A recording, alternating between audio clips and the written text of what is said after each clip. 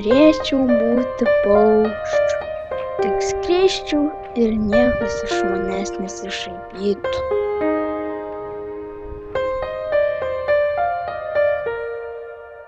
Aš Stepas, man 10 metų. Gyvenu ne taip, kaip kiti gerai. Čia mano namai.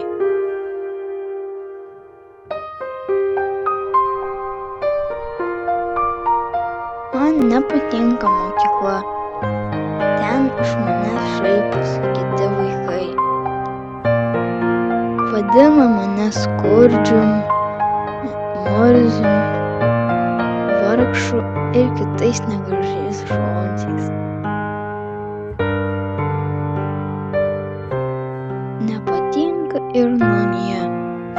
Tėtis geria ir muša mamą, o tada aš pabėgu, kaip dabar.